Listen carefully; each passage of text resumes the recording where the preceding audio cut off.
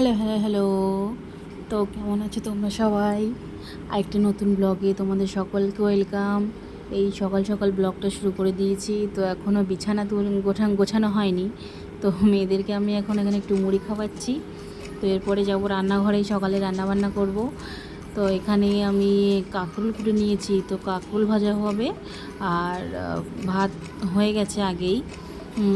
তো এখানে আমি কাঁকরোল ভাজাটা চাপিয়ে দিচ্ছি এবং এই ফাঁকে আমি একটু পেঁয়াজটা কেটে নেবো, কারণ আলু ভাতে মাখার জন্য পেঁয়াজ তেল করব। তো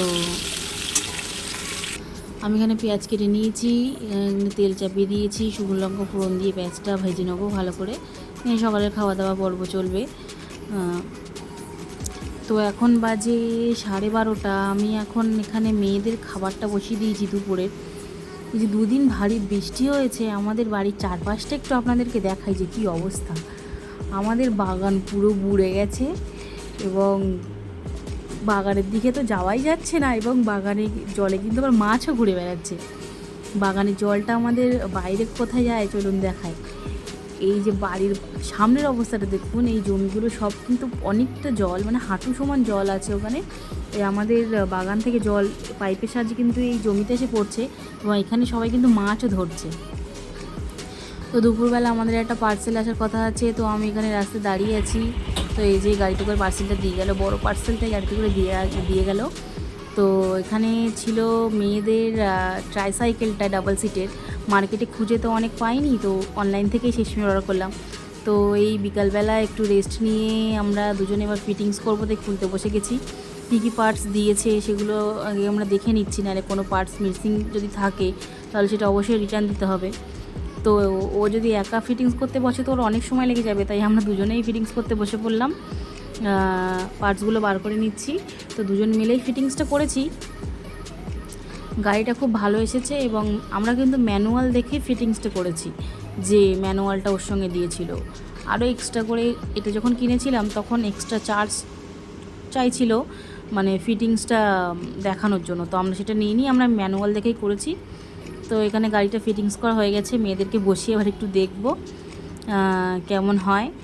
তো গাড়িটা অনেক দিন থেকেই খুঁজছিলাম, তো শেষমেশ মার্কেটে না পেয়ে অনলাইন থেকে পারচেস করলাম।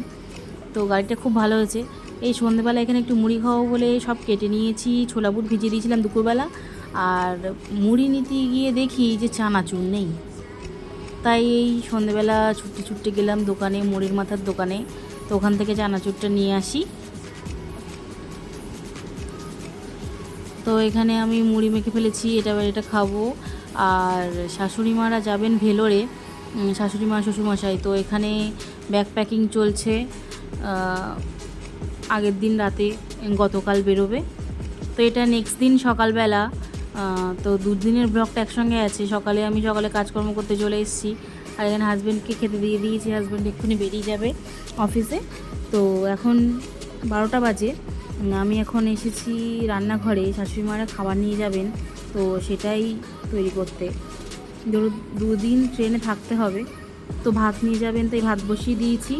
আর এখানে মেয়েদের খাবারটাও বসিয়ে দিয়েছি। এখন বাজে বিকাল 3:30টায়।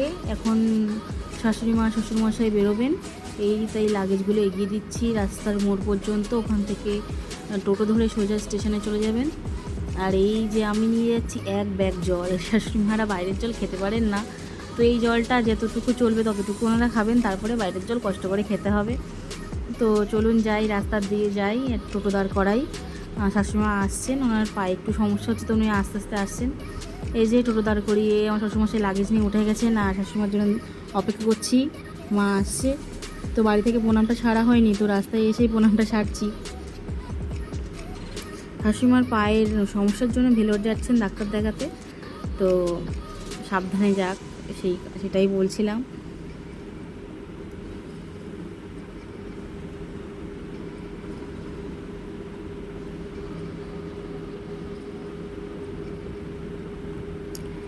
এই বিকালে একটু মেয়েদেরকে নিয়ে ঘুরতে বেরিয়েছিলাম রাস্তায়। তো আজকের ব্লগটা এই পর্যন্তই, টাটা বাই বাই।